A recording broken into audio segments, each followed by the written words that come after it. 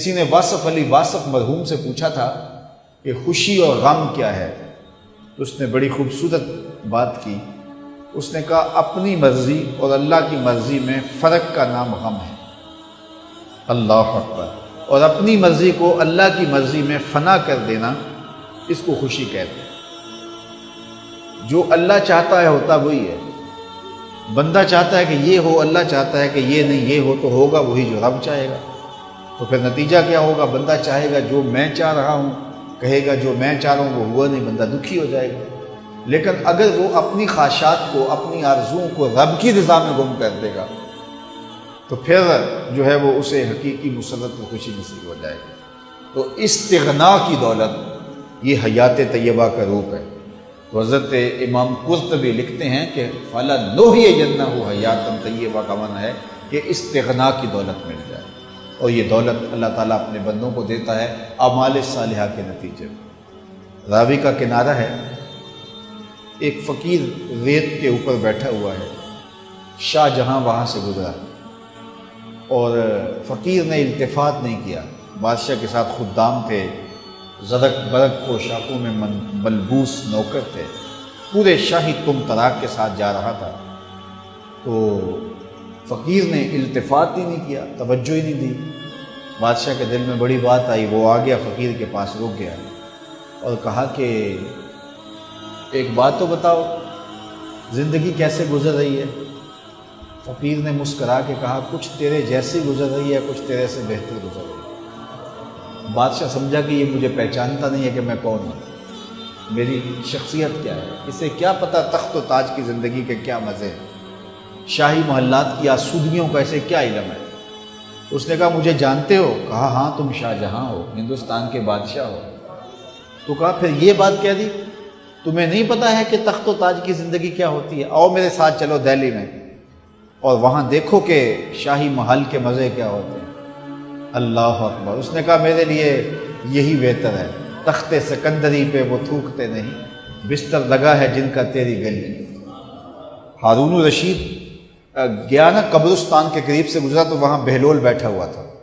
یہ مشہور مجاذیب میں سے، مجذوب اس کو کہتے ہیں کہ تجلیات کے وفود سے جس کا شیشہ عقل ٹوٹ جائے، اس کو مجذوب کہتے ہیں، اور لوگ اسے پاگل کہتے ہیں، لیکن سادی کہتے ہیں سادیہ نزدیک رائے عاشقاں، خلق مجنو نندو مجنو آ کے نزد۔ اصل میں تو عقل مند یہ ہیں۔ تو بہلول بیٹھا تھا قبرستان میں، تو ہارون الرشید گزرا تو بہلول نے توجہ نہ دی، تو ہارون الرشید نے چاہا کہ میں اس کو دکھاؤں کہ میں محل کیا ہوتے ہیں، تخت و تاج کیا ہوتے ہیں۔ اس نے دعوت دی، بہلول آؤ نا ذرا بغداد میں، شہر کی رونقیں دیکھو، محلات کی زندگی دیکھو۔ تو حضرت بہلول نے جو جواب دیا بڑا خوبصورت تھا، کہا شہر والے سارے ادھر آ رہے ہیں، میں شہر کیا لینے جاؤں؟ تم مجھے شہر بلا رہے ہو اور شہر والے سارے روز ادھر آ رہے ہیں، تم کندھوں پہ اٹھا کے روز انہیں ادھر لاتے ہو اور میں شہر چلا جاؤں؟ تو بادشاہ کی بولتی بند ہو گئی۔ تو کہا کہ بتاؤ، یہ تم نے جو کہا کہ کچھ زندگی تمہارے جیسی گزر رہی ہے، کچھ تم سے بہتر گزر رہی ہے، یہ بات میری سمجھ میں نہیں آئی۔ تو اس فقیر نے کہا کہ بادشاہ جب رات کو تم سوتے ہو تو پھولوں کی سیج پہ سوتے ہو نا، اور میں ریت پہ سوتا ہوں۔ جب آنکھ لگ جاتی ہے تو تمہیں بھی نہیں پتہ ہوتا میں کہاں سویا ہوں، اور خبر مجھے بھی نہیں ہوتی کہ میں کہاں سویا ہوں۔ اس وقت تیری اور میری زندگی ایک جیسی گزر رہی ہے، اور جب سحری کے لمحے ہوتے ہیں، تم سو رہے ہوتے ہو، میں اٹھ کے مصلی بچھا لیتا ہوں، اور میری وہ زندگی تیری زندگی سے بہتر گزر رہی ہے۔ تو استغنا کی دولت اگر مل جائے، فَلَنُحْيِيَنَّهُ حَيَاةً طیبہ، تو یہ ستھری اور پاکیزہ زندگی ہے۔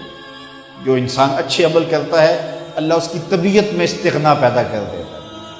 وہ للچائی ہوئی نظروں سے دنیا کو نہیں دیکھتا، اس کی نظر کے اندر ہرس کا پانی نہیں ہوتا، وہ خواہشات کا اسیر نہیں ہوتا، بلکہ اس کی زندگی طمانیت میں گزرتی ہے، وہ اللہ کی تقسیم پہ راضی ہو جاتا ہے۔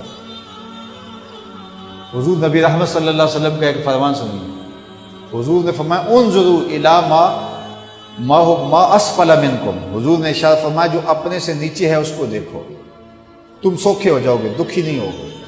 اپنے اوپر دیکھو گے تو دکھی ہو جاؤ گے، میرے پاس یہ بھی نہیں ہے، میرے پاس یہ بھی نہیں ہے، میرے پاس یہ بھی نہیں ہے۔